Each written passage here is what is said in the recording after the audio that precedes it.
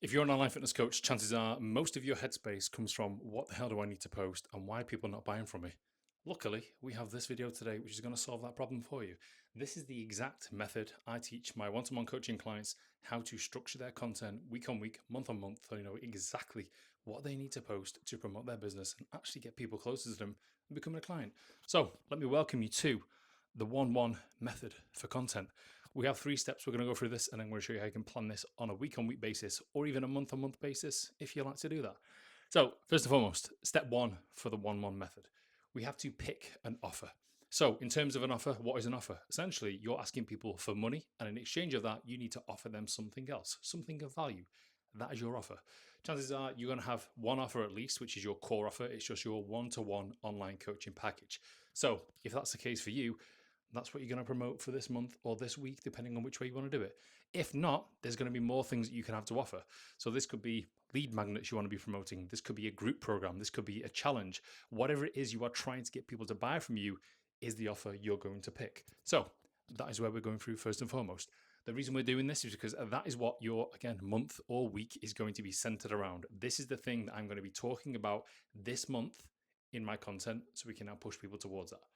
Step number 2, pick your angle. So when it comes to picking your offer, let's say it's your core offer you're actually going to be promoting, it gets a little bit boring saying the same thing month on month on month on month, not only for you, but also for your audience. And they will get fatigued and tired and just sick of seeing the same shit from you.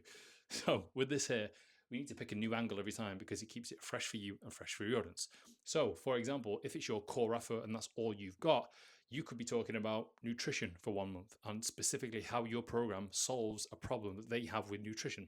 The next, it could be around training. The third month could be around lifestyle. And then the fourth month, you can just cycle around because then you've got 3 months apart of speaking about the same thing. So it's a fresh new angle for you. Step number 3, make the content. That's where we come into the next part. So for this example here, we're going to be month on month content, right? Planning an entire month for you. So as we see, we've got 4 weeks here generally for the month. And this is broken down into human psychology, how humans are buying, the buying behavior of human beings. And so essentially what we're going to do is week 1, we are going to start off talking about the problem. You are going to have a section of people in your audience right now that are aware they have a problem, but they may not be quite aware of what that problem is specifically, or they might think it's something, but it's actually something else. So in this week here, you're going to be talking about that problem specifically, exclusively talking about the problem. You can do this by shifting people's beliefs, making them aware that it's not this thing, it's something else. That's why now you're seeing ChatGPT content very often saying, you don't have an X problem, you have a Y problem. That's what that content is trying to do. It's trying to shift beliefs. It's trying to do a week 1's job of content. That's why that's happening. But a very poor job of that. Then what we can do as well, we can re-diagnose the problem. So again, they may say that, oh, I believe that this is something that I have, but instead we need to re-diagnose and educate them and say, no, that's actually not what your problem is. It's this one here. Kind of the same thing, really. And then thirdly, how can we actually tell people about the problem and have them resonate with us, feel like they know us, like us, and trust us, and become a relatable figure? Storytelling. The most powerful tool in your toolbox when it comes to content. You can tell stories about this, about your journey. It's quite confronting to shift people's beliefs.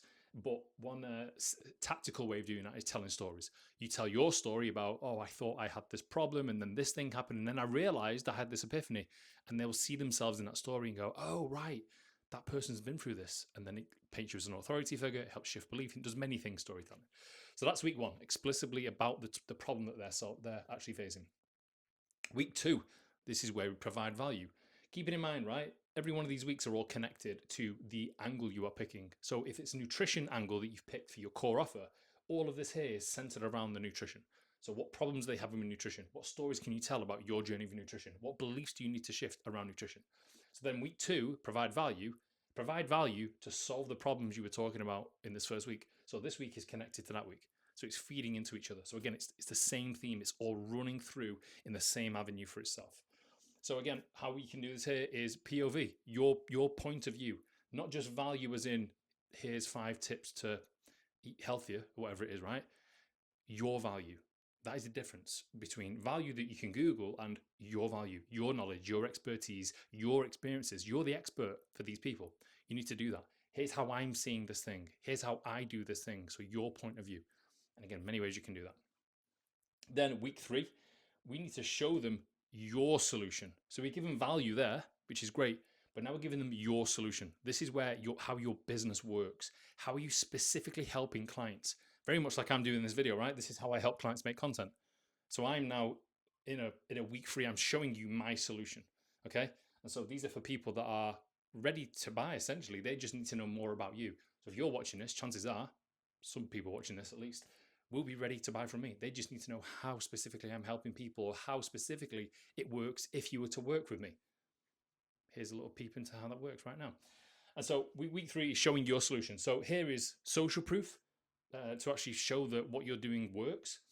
This is then going to be how the coaching works. So this could be videos or even carousels saying, here's what to expect in the first 30 days of working with me.